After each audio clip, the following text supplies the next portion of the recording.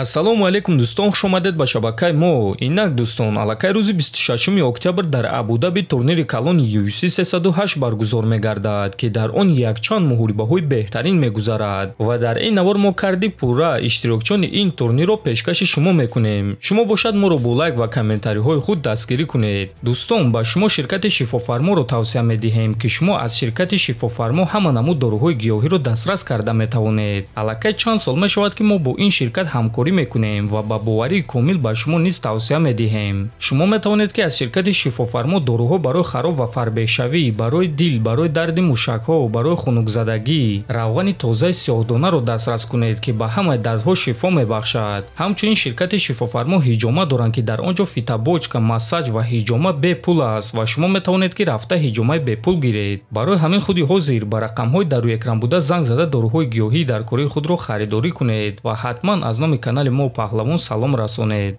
Турнири UFC 308ро муҳориба дар вазни ним вазнин мекушояд, ки дар он варзигари турк Ибо Аслан бо рекорди 13-1 бо варзигари бебохти бразилӣ Рафаэл Сегуэро бо рекорди 11-0 вомехӯрад. баъди онҳо муҳориба дар вазни нимёна варзигар аз Русия Ренат Фахриддинов бо рекорди 22-1 зидди варзигари узбек Нурсултан Рӯзибоев бо рекорди 34-9.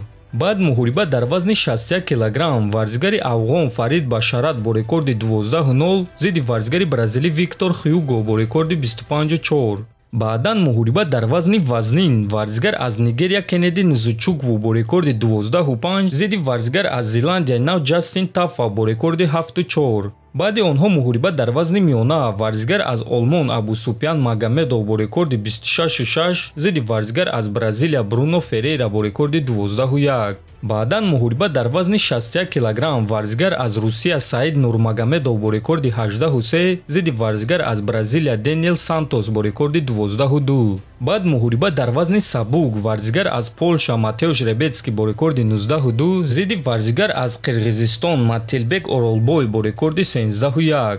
ва охирон муҳорибаи карди пешакӣ дар вазни нимёна байни ду ветерани UFC варзигари амрикоӣ Ҷефф Нил бо рекорди 15-6 ва варзигари бразилӣ Рафаэл дос Сантос бо рекорди 32-16. мегузарем ба карди асосии турнир ва карди асосиро муҳориба дар вазни миёна байни ду зарбазани дурахшон мекушояд. варзигар аз Русия Шарабуддин Магомедов бо рекорди 14-0 зидди варзигари арманӣ Армен Петросян бо рекорди 9-3. баъди онҳо муҳорибаи рейтингӣ дар вазни ним вазнин дуюм рақами рейтинг варзигар аз Русия Магомед Анкалаев бо рекорди 19-1 зидди панҷум рақами рейтинг варзигар аз Сербия Александр Ракич бо рекорди 14-4. ғолиби ин муҳориба рақиби навбатии чемпион Алекс Перейра шуда метавонад. аз ҳамин сабаб муҳорибаи онҳо ваъда медиҳад, ки муҳорибаи дурахшон шавад. баъдан мо шуморо муҳорибаи рейтингӣ ва дурахшон дар вазни ним сабук интизор аст, ки дар он 12-ум рақами рейтинг варзигари бебохт аз Англия Лерон Мёрфи бо рекорди 14-0 бо варзигари амрикоӣ 14-ум рақами рейтинг Ден Иге бо рекорди 18-8 вомехӯрад. баъди ин муҳориба дуюм муҳорибаи асосии турнири UFC 308 муҳорибаи рейтингӣ ва довталабӣ дар вазни миёна сеюм рақами рейтинг чемпиони пешинаи UFC варзигар аз Австралия Роберт Уитакер бо рекорди 27-7 зидди 12-ум рақами рейтинг варзигари бебохт аз Аморати Муттаҳидаи Араб Ҳамзат Чимаев бо рекорди 13-0. бо эҳтимоли калон ғолиби ин муҳориба бо чемпиони вазни миёна вомехӯрад. ин муҳориба байни ду ҷангвари сахт хоҳад шуд. Чимаев бо гӯштини сахт ва зарбаҳои вазнин ба ин муҳориба мебарояд. Уитакер бошад бо стили ғайриоддии худ аз теквандо ва ин муҳориба барои Ҳамзат санҷиши ҳақиқӣ мешавад.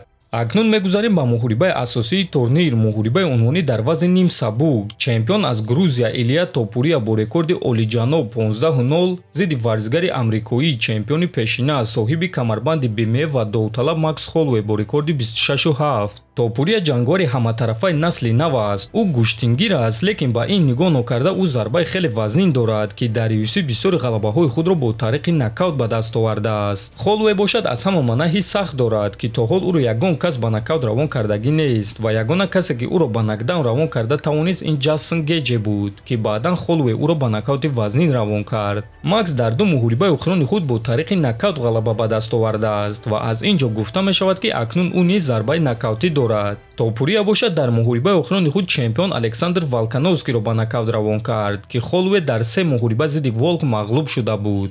ана ҳамин гуна муҳорибаҳо мо шуморо рӯзи 26 октябр дар Абу-Даби интизор аст. дӯстон дар комментария нависед ки худи шумо кадоме аз ин муҳорибаҳоро аз ҳама зиёд интизоред. ҳатман дар YouTube канали мо обуна шавед то боздид. хонободу сарбаланд бошед.